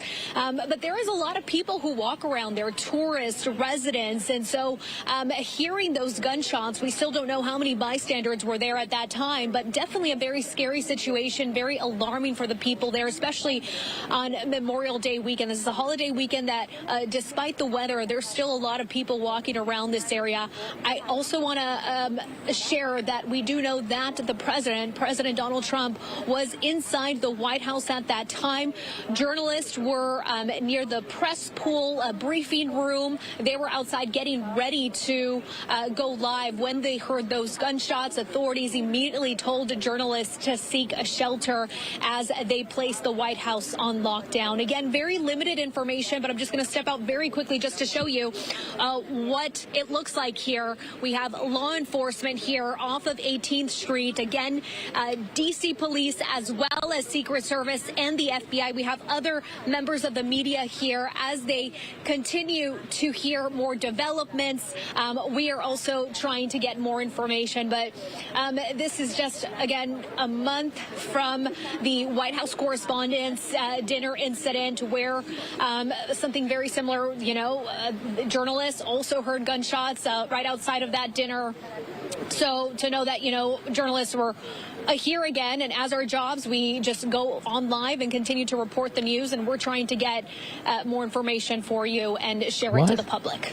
Austin? Regina, have you had a chance to speak with witnesses? As you mentioned, lots and lots of tourists around there. Have you had a chance to speak with any? Witnesses, we are trying to get people here, but really the individuals that we've run into, they seem to be just tourists who got here in the aftermath and are asking the same type of questions. We are trying to change locations, but as I'm telling you, basically 17th, 18th, and 16th Street, all of these areas are blocked off. Police have placed a perimeter line, so we can't get much further than where we're at right now. But as soon as we get any witnesses or anybody who can get more details, if they were near those gunshots, gunshots. If they heard it, of course, we want to talk to those people and get more details of what might have unfolded just around that time. And have you heard of a press conference scheduled tonight at all? No, we are working, and I know that our newsroom is working diligently to get those answers. We know that on social media, Secret Service had mentioned that they confirmed those reports. We also know that the FBI director, Kash Patel, he also said that as soon as he gets a chance, he will be updating the public on what happened. So we're waiting for those details. Appreciate you, Regina. Thanks. Okay, so what we're going to do is we're going to keep an eye on all of these live feeds. We're going to jump over here. West side of Garden Grove, the entire Stanton community, and small parts of West Anaheim and Cypress. We want to take you live out there to the scene. This is a live shot is a bit farther away than it was last night and yesterday afternoon. That is because authorities are asking us from the air to stay even farther away because of the risk of that tank exploding or leaking. Now, as hoses continue to spray water on So it, apparently Governor Gavin Newsom has issued a state of emergency. Well, I'm so glad he's here. attempting to cool the internal He'll handle chemical it. temperature inside that tank. Those hoses have been going nonstop for more than 24 hours now. A crew from the Orange County Fire Authority faced life-threatening conditions overnight, went into that site, into the tank. The crew was able to see an internal temperature gauge, and today Orange County fire officials say that internal temperature reached 90 degrees. That was earlier this afternoon before we hit the hottest part of the day. The incident commander says the temperature has been rising about 1 degree per hour since Thursday morning. At one point last night, authorities did say that they were able to bring that temperature down to around 70 degrees. They've said 50 degrees is what they call a happy place. That is where they believe they can avert a catastrophe. Authorities are now preparing for the tank to fail as they work to rapidly avoid that. Fire crews are also speaking with experts from across the country, looking for any and all alternative solutions to try and mitigate this situation. Governor Gavin Newsom has declared a state of emergency in Orange County that makes additional state resources and shelter sites available to the public as we Thank you, guys. Make sure you hit the like button and subscribe to the channel. mitigate our way through this crisis. We are live in Garden Grove, California. And also, you can see on the top screen the scene outside the White House where the Secret Service permanently dispatched a shooter. Somebody else was injured. Still waiting on reports for that. These are developing stories. Thanks for being with me. Well, multiple evacuation centers have opened to try and help people that have been forced from their homes due to this ongoing crisis. Many of them are now at capacity, but the two you see on your screen are still accepting people, especially for the overnight hours. This is the latest list of active locations. They are Savannah High School in Anaheim and Ocean View High School in Huntington Beach. John F. Kennedy High School in La Palma is now the top full, live. and that is where we find our very own eyewitness news reporter Amy Powell, who's been speaking with some of the people who are in Maybe that 2 shelter. minutes. Amy, we see some 2 food minutes trucks back. behind you. It looks like people are sort of starting to settle into this situation because at this point, what choice do they have? Or 20 minutes good back. Who point. cares? They It's really off a live don't have feed. a lot of choices. And what's great about the facility here at John F. Kennedy High School is it's a 24-hour facility. People What's are up, Electra? sleeping here. As you can see behind me, they're eating here. We've got a lot of people here. We have families here. You know, people who had to evacuate with their Okay, children. we'll push it up a little their bit. Pets, and How's they that? Is didn't that know better? what to do. So these centers are really helping people, and it's a tough situation. People are uncertain. The They're live scared. seed They on don't know top when is they'll from be able to go Washington, back D.C. home. There was a shooting outside of the White House today, and the Secret Service permanently removed the shooter from the planet. And we are also listening to the chemical alert situation down there in Garden Grove. Obviously, they prefer to be back home, but at least this gives them a place where they're safe, they're taken care of, and they have facilities. I'm going to bring in Lisa right now, because Lisa, you are here. You came here with your little dog. And tell me about your experience. When did you leave your home, and where do you live?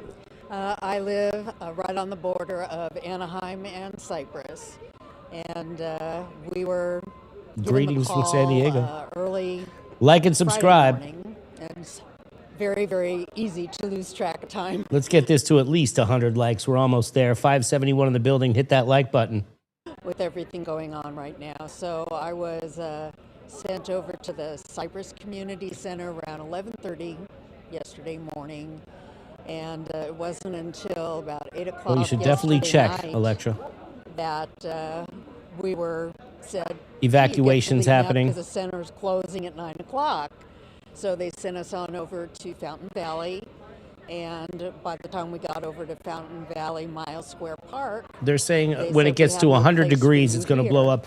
Earlier, then they they reported it sent was us over 90 here degrees. to Last night, it Kennedy was the temperature was in the 70s in the tank, so it is going up. High School, and they had not set up yet, so they told us to stay in our cars. And being vintage people that we are, we listened and we stayed in our car. And by the time they opened the doors, all the young folks got out ahead of us, and we were at the end of the line. And it was a long way to walk here. So some very kind people got us to the front of the line. And so it's been a long journey, but the good thing is you're able to stay here, and you're here with your little dog, so you can stay here at this facility. What is this a big relief at this point for you? Not really. Not really. It's very noisy all the time. You know, parents are frustrated with their young children who need to slough off that energy. And there's a snoring ocean going on. Oh, stop it. But given the circumstances, this very serious situation going on, first of all, how frightening is it to you about this tanker and the possibility of an explosion or seeping, dangerous chemicals into the water? It's very concerning. We all have our own thoughts about how this should be solved, and of course they don't want to hear our opinions. We all have opinions. I have my own opinions of a quick solution of what they should do, but they are the experts. So, I mean, you wouldn't feel safe staying in your home right now, would you? I'd rather go home because there's no place to shower here, and there is no privacy. Sure.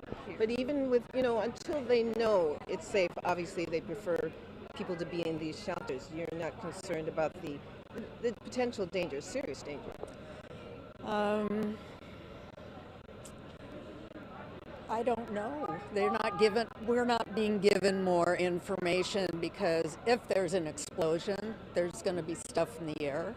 And if there's a leak, there's going to be stuff in the air. So what is the choice? And then we still need to go someplace, and where's it going to go? It's still going to be in the air. I understand. So for Lisa, at least for now, you have a place where you can be. Is that helping you? Well, we all want to be in our homes. I understand. We all want to be in our homes. Well, hopefully they'll be able to figure this out quickly, and you'll be able to get back to your home. Thank you for talking to us. Thank you so much, Amy. Thank you. All right. And I'm going to talk to a couple of other people over here. Jessica, I'm going to talk to Jessica right now. She's a mother who is here with her two young children. And okay, we're going to go over to the table and talk to you a little bit here, Jessica, because you've been very kind. We've been talking to Jessica. The kids are here. It's a lot. Wonderful. But, yeah. But Jessica, you came here last night with your two children. Tell me about it. Yeah, we came here yesterday at like about 12:30. I mean, it was overwhelming because we had to get transported over here, so we had to wait for the bus. There was 3 buses, and we did arrive at about 12. Because at first you had gone to another center? Yeah, we actually went to a shelter off on Westminster, but for some reason they said that, honestly, I don't know what was the scenario, but they decided to bring us here. So we got here, they got us like a bunk, kind of, for me and my 2 kids. And I mean, we've been here. It's good. I mean, they had fed us free food, but the only thing is we don't get to shower. There's nowhere to shower. Let me ask you this, Jessica, because when you got the word yesterday that you needed to leave your home. Tell me about that. How scary was that for you? Well, honestly, I was, scared, nervous. I mean, at least for myself, I didn't have nowhere to go. I don't have nowhere to go. So, I was like, well, where are we going? So they just told me, okay, we're gonna Uber you to a certain place, and I didn't really know what to expect, or how it was. I mean, I'd never been in this situation that I get evacuated from where I'm living. So it was kind of like scary and overwhelming. So it's all a bit scary, but it's even more scary not knowing what's going to happen. Well, yeah, because I mean, they're saying that it might explode if it's not cooling enough. If it overheats, the other two tanks could explode. So we're just, being calm and just see what happens, and they'll let us up know any information. All right, thank you so much. I really appreciate it, Jessica. So again, that's a situation so many people are going through right now. Obviously, they would rather be in their homes, but the fact is it's not safe right now. That's why they've come to these shelters. The Red Cross is taking good care of them. You can see that being provided food, they have a place to sleep, they have their pets here. So it's not the ideal place, but really much safer, because right now no one can take a chance of having people go back to their homes with the potential for a catastrophic explosion. Reporting live in La Palma, Amy Powell, ABC 7 Eyewitness News. Liz. Oh, Amy, certainly you can hear the chaos, the confusion, and a bit of desperation in people's voices. They really have nowhere else to go. But as I say, they are in good company, 50,000 people in that very same situation. And while I have you, I just want to mention we did speak with a public information officer for one of these shelters who are asking people not to show up with mass forms of donations, because there's already a lot going on where you are right now. I don't know if you wanted to speak to that at all, but they're asking people to either coordinate directly with the Red Cross, or if they really feel like they need to bring something, perhaps show up to the shelter, ask what they need, and then come back. You know, that's actually a really good point, Liz. When we came here, we saw a lady carrying two small pet boxes, and she came here. She's not in an evacuation zone, but she came here because she thought maybe somebody had pets that she could take them to a shelter or some other facility, or take care of them herself. But that's the problem. You know, they couldn't release animals from people, and then the difficulty of, making that arrangement. So really, she was told, yeah, it's better off to wait and do something else. I mean, I think a lot of other people have done that same thing, come here to try to help. But really, the best thing is to find out what is needed, because the Red Cross provides a lot of stuff for people here. People are comfortable here. They have their basic needs. Obviously, they don't have everything they want, but the facility isn't huge here, so they're making as much room for people as possible. And then, of course, donations at some point will help, but they need to wait and figure all that out before they have people come here. So that's really a good point. Certainly, Amy, and it's possible this situation may stretch on for days. The Red Cross is a well-oiled machine, a very organized situation, so they will be able to communicate to people if there's anything they can do. Amy, thank you for bringing us the perspective of some of the people who are deeply affected by this right now. We'll check back with you soon.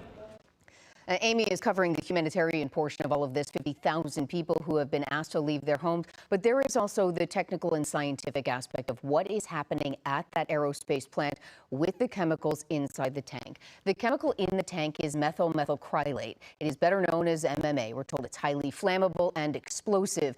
MMA is used for shatter-resistant acrylic glass, paint, and adhesives. It can be harmful to your health. Now, major health organizations, including the Environmental Protection Agency, say the chemical is not likely to cause cancer in humans, so that is a bit of a relief. But doctors say abrupt contact can potentially cause damage to more than your lungs and your skin. It can affect all of your organs, which is why they are handling this situation with such care, and they have removed people from areas anywhere close to that tank. There is a very complicated chemical reaction that's occurring inside the tank. We spoke with the UC Irvine environmental professor earlier this afternoon to try and explain it all to us. This chemical is reacting molecule by molecule, and they stick together by themselves. They don't need any more help. And every molecule that sticks releases heat. And so what's happening inside the tank is you've got this constant reaction going on. and it's getting hotter and hotter, even though they're dousing the tank itself with water to cool it off. And in the videos shown, you can see the steam pouring off of this along with the water splashing. But it's quite hot. It was this morning inside the tank somewhere around 90 degrees. What's important to consider is that it's continuing to get hotter. It was 70 or 80 degrees last night. Now it's 90. And the hotter it gets, the faster the heat rises. And so the reactions will accelerate to some extent. And that's where the risk comes in. So you can hear from that professor. That is the biggest concern. The hotter that chemical gets, the hotter the MMA gets, the more combustible it becomes, the higher the risk, both for the chemical and the general public around that area. That is what some of the smartest minds in the industry are now currently working on as quickly as they can to come up with a solution that does not involve that tank exploding or leaking a toxic chemical into the surrounding parking lot. They are also saying that the better option here, if one of those two things has to happen, is a leak, because they believe there might be some way where they can at least capture some of that leaking toxic chemical and perhaps keep it from pouring out into the greater parking lot or eventually getting into the ocean. So that is the preferable option to an explosion, although neither of those options, authorities have been clear, are good options. So they are working to come up with something alternative to that as quickly as they possibly can. Congressman Derek Tran, who represents the district that includes Garden Grove, where this aerospace plant is, came back to California from Washington, D.C. this weekend to monitor this situation more closely on the ground. Here's some of what he had to say during a press conference on Zoom today. I've been in contact, and my office has been in contact with FEMA. They are fully aware. Unfortunately, they cannot activate until there is a federal disaster and emergency declared and the president signs off on it. So right now they're on standby. They are fully aware of what's happening on site. I can also tell you that. Thanks everybody for being here. Like and site, subscribe. Sending 2 of their observers out here with a team that's kind of monitoring, tracking as well. On the top screen, we have Washington, D.C. live, which was the scene of a shooting outside of the White House. In the middle, we have Garden Grove and the infamous tank that, according to authorities, will explode imminently. And that's a good thing because we're being proactive about this instead of reactive. As of last night, I was told by PD, Garden Grove PD, who's been the main point of contact and agency leading the evacuation, that about 15% of the residents are refusing to evacuate. So we're doing everything we can to make sure that everyone in the community understands that this is not a drill. This is very serious. People need to take their life and safety seriously and evacuate per the lawful evacuation order. I'm asking the universities like Cal State Fullerton to blast out on email to their students, if they have family in the area, to get them out. So you can hear Congressman Tran is working closely with the local Orange County Fire Authority to try and keep his constituents informed on what the best options are for them as they work through some of those technical aspects closer to the plant.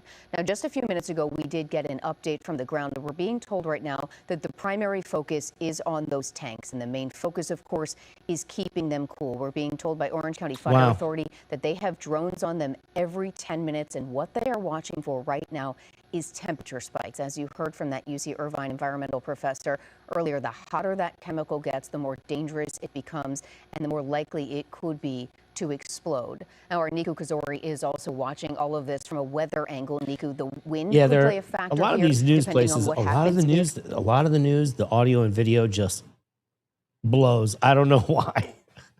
They should be better at it. As you can hear, it's not mine. God forbid that tank were to explode.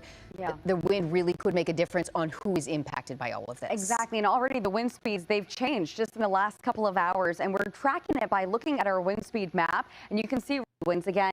So back to the map. This is a look at 8 o'clock tonight. Yeah, they right seriously now, we're are. tracking those easterly winds anywhere between 20 to 25 miles per hour. But in the next couple of hours, we'll see those wind speeds drop down to the 10 to 15 mile per hour range and then down into the single digits tonight. So that's some good news. At least if there happens to be an explosion, it looks like with that low wind speed, maybe the impact of how far it will go will be less. And again, with that northeasterly wind, we could see it impacting areas to the east and eventually make its way again into the Santiago Canyons and the Santa Ana Mountains. It looks like it could go there, and we'll see what happens if the wind direction stays I wouldn't do that to you. northeasterly like it is right now. Okay, so Nico, a few things there. If that wind is moving northeasterly, we mentioned Disneyland in the Anaheim area is in that northeasterly area. There's a big population center. We're talking a holiday weekend here. People could be impacted there.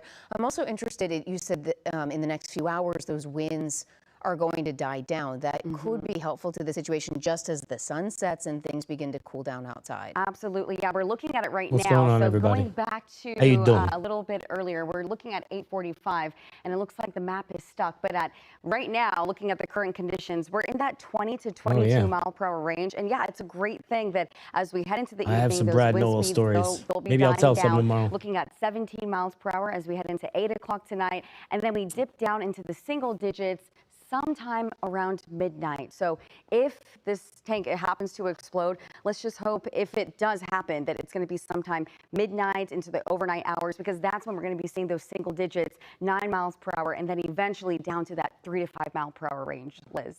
And with 50,000 people out of their homes, anybody is looking for any glimmer of good news there. So that's helpful that the winds could die down to single digits. Nico, we'll continue to check back with you. Thank you.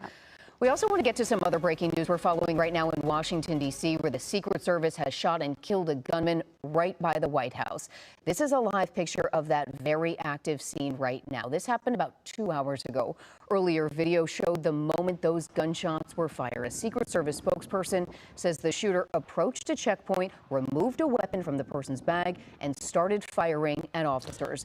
And there you go, guys. I mean, let's see. What do we have over on this side? Let me see if there's any other coverage that we've not gotten to.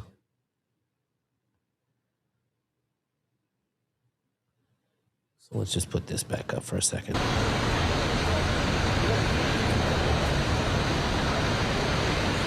And we'll go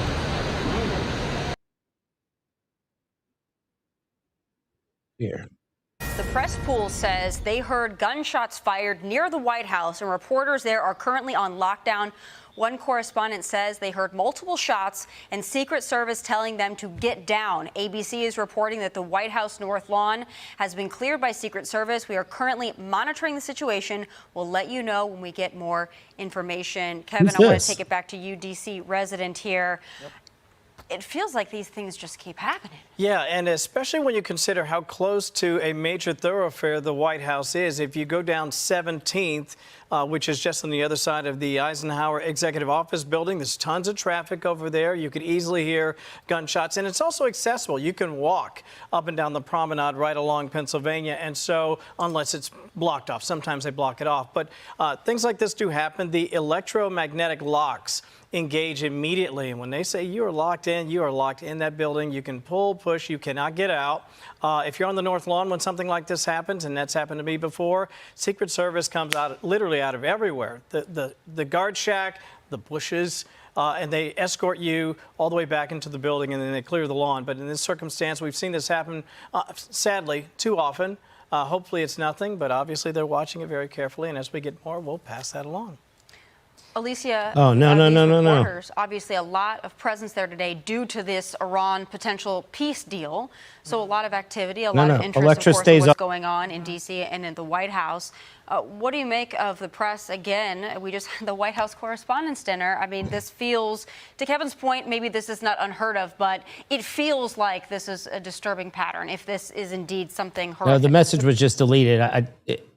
Yeah, there we go. Probably a lot of the correspondents who were on lockdown were also on lockdown. DJ Electra's a friend of the show, guys. inside the ballroom the night of the White House Correspondents' Dinner. So they're dealing They just with didn't know, Electra. Sorry about that. this yet again. Secret Service, thank goodness, on it. But once again, here we are once again, and that's All the good. problem. Again, like you mentioned, we don't know if this is a shooting that happened outside the White House that has nothing to do with the White House. The proximity makes it very concerning and makes us all wonder, why are we talking about this again? Why is this happening again? Why this president possibly again dealing with these fears of gunshots revolving around this administration is not right, and it hurts, like, to see this happening. Are you seeing something? Yeah, I just wanted to point out, and I love what you had to say there. The pictures you're looking at right there on your screen, that is. No, it's okay. The mods just didn't know. No worries. 17th that we just mentioned on the other side of the Eisenhower Executive Office building. You're going to see, if you look to the right, you see the dark colored vehicles there. Secret Service, they typically collect there. Usually there's between 6 and 8 Secret Service vehicles right there as you have an opportunity to walk down Pennsylvania Avenue. I'm looking carefully to see if there's any movement north, because as you go north, there's actually a pretty large building set aside just for Secret Service and other security officials. So as we take a look there, as we're watching now an ambulance come down, that's obviously concerning. And we're looking for more information as we get it. Of course, we'll keep passing that along. Tommy and Alicia, what did you have to add? Well, we haven't heard of any injuries just yet, but we're continuing to check to see if we're getting any new confirmation on what this could have been. Yeah, you mentioned the ambulance there. That's the part that makes us all start to wonder, right? Yeah. Again, is something else going on?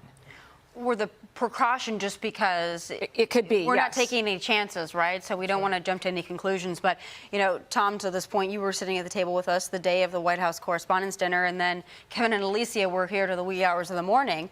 We don't know what this is, but the Secret Service law enforcement, they have to take every precaution if they hear anything that sounds like gunshots this close to the White House in D.C. I mean, I would expect this posture. Yes, and after the White House Correspondents' Dinner, there was about a week of people on, all sorts of networks saying, "How did this happen?" And they were kind of after the Secret Service. They were saying, "Oh, they should have been more on this." The thing is, this is complicated stuff. The president, the president could be a shut-in. He could stay in the basement. He could stay locked down. But he's out there. He's out not only meeting world leaders, he's going to dinners. He wanted to go to the White House Correspondents' Dinner. So the White House wants to be active. They want to be out there in the world, and they have to make it as safe as possible.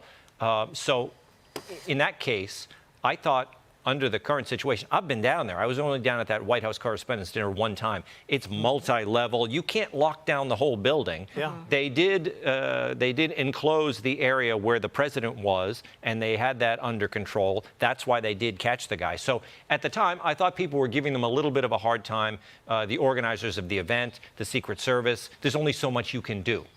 Right. Kevin? Yeah, I was just looking if we can get that shot back. It may have been a local shot there. Actually, that shot went down. We're going to see if we can get that back for you. There was an ambulance setting up there. And what I wanted to mention was, in a situation of this nature, it's not just obviously the Secret Service, it's also Capitol Police, it's Washington Metro Police, and a cadre of other agencies that are all in and around that area. And what's interesting is, to the northwest of the main gate of the White House, where typically the press and other visitors might enter, you do have that collection, as I pointed out right there. In fact, that looks like that may be the guard shack. You do have that entrance, but you also have sort of a crossroads of several different streets. You have Pennsylvania, which moves at an angle. You have 17th, which is north and south. You also have I Street, which crosses just to the north of Lafayette Park. And so you have sort of several blocks of entry to the White House complex. And that's what makes it, to Tom's point, so difficult to engage in a lockdown circumstance like this, because it could be on any side of the White House at any given time, and people have to quickly spring into action. And as we look at some of the pictures, we did see an ambulance pull up there on the upper right-hand side of the screen there. I didn't see anyone getting in or out with respect to personnel, but I think that's something we'll also follow and see if by chance someone may have been hit by gunfire or if this is precautionary. One other thing right now, the FBI Director Kash Patel has put out a statement on X. FBI is on the scene and supporting Secret Service responding to shots fired near White House grounds. We will update the public as we're able. And folks should remember, today, Don Jr., the president's son, is getting married. And the president himself said that he couldn't go because he had to stay in town in D.C. to continue with these negotiations. Well, it's both, actually. So let's bring you over to... Third option, we're optimistic and we're trying to look into validate, get some technology in there that can validate our thoughts, do some additional research. In addition to that, we're bringing people in from all over the country, talking to people all over the place, trying to come up with additional options. Letting this thing just fail and blow up is unacceptable to us. Our goal is to find something and not allow that happen. Boy, their audio is just shite. Not let it damage our community, not let it damage our environment. So back out live now at the at what they're trying to do here. I was going to call it a firefight. It is a water fight at this point, trying to cool these tanks down. You can see the shot we have today is farther away than what we had yesterday and even earlier today, because Air 7 has to stay that much farther away. As the temperature rises, the risk rises as well.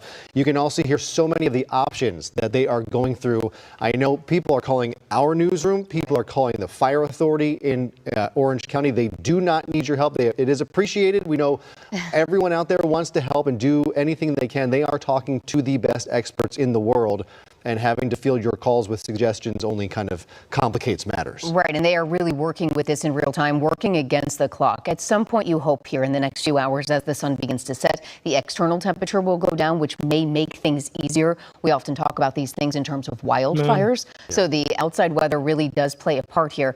We've been speaking a lot about the technical aspect of... I mean, if you're talking about only temperature, the best thing is dusk happening right about now down there.